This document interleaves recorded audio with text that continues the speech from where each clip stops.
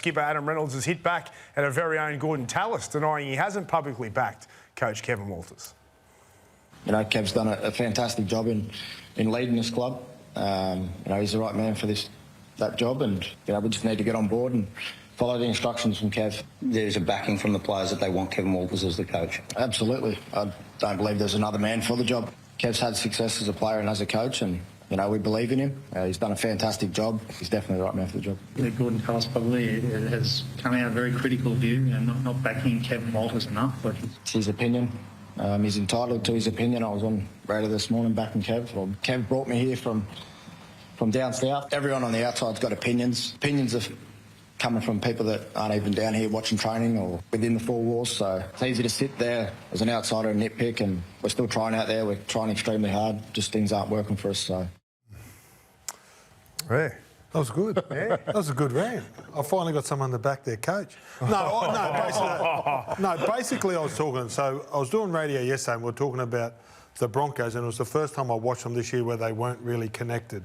You know, and I was just talking about the leadership and all that, and it just turned into that. And I said, what happened was, 6 weeks ago I challenged Adam Reynolds as captain. Kevy jumped straight on his bandwagon, knocked me on the head, said, shut up, he's our captain going forward.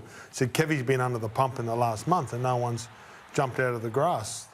I tell you what, I agree with you. Just to support him, and then I spoke about the Triple M situation. Yeah, I actually agree with you on Triple M, and for our viewers who aren't aware of the situation, Billy Walters quit the breakfast show on Triple M Brisbane because he was over the criticism of his father. They'd been bagging Kevy. Well, they bagged the Broncos a lot. Yeah, the Broncos and Kevy quite substantially. I don't think Greg Martin's a massive fan of the Broncos. What I didn't like is that Adam Reynolds jumped straight in and took Billy's job. Now, in situations like this, it is team first. And there's a pretty serious feud going on there where a bloke pulled the pin.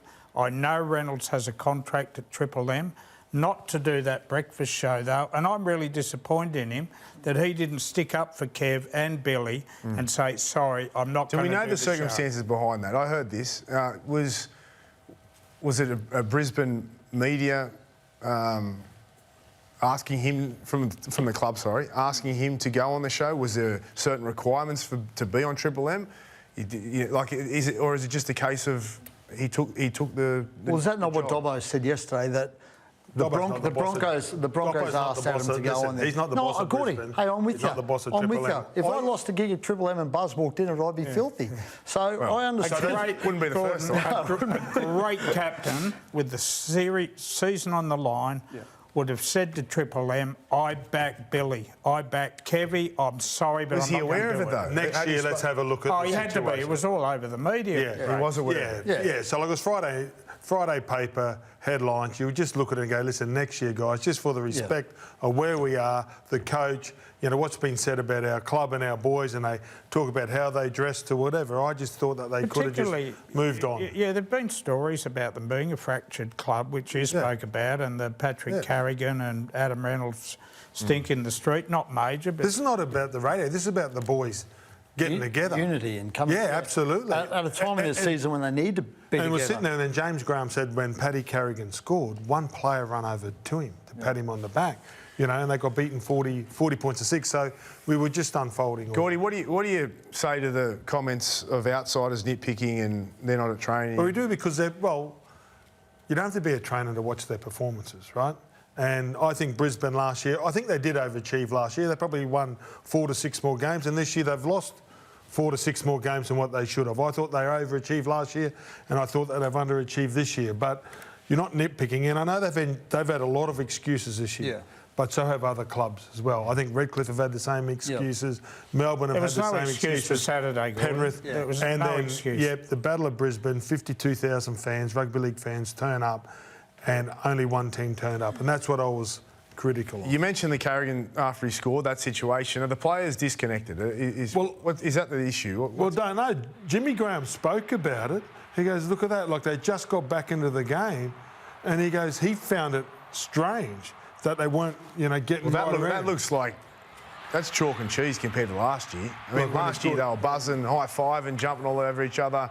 It is visible there, isn't it? And I think their confidence has been knocked around. I really do think that the grand final needs, like there's talk that, whenever that they're always down, that's the joke. That's the main jokers about the grand final. I think they just got to kiss that season off, sit down in the off-season, have a few home treats. You don't think they got carried away after that grand final? No, And Reece Walsh is walking around with those sunnies, the designer clothes, the sneakers, the handbags, the, you know, Instagram. And I do, Gordy. I think they got a little bit carried away with themselves. Yeah, but as I was saying, I've said this before, I played with Wendell Saylor that thought he was Michael Jordan. Right, and he used to have the 2 gold earrings, the big chain with his number on. The players now, like they do follow like that Travis Kelce, like they do follow the NBA and the NBA players, and that's the way they go into the ground. Like that's the way they dress. They express themselves like that. Reece Walsh put out a guide on Instagram about how to approach me for a selfie. You know, You should do that, Buzz. Well, Buzz, What do you you know what, charge? mate? He probably is a popular guy, and he's he's a just very there because he popular wants guy. simply because he wants to get it done faster. I think the bigger issue how you do it. I think the bigger issue is Reece Walsh missed a lot of footy this year with injury. I think that's a bigger issue. Yeah, but so's...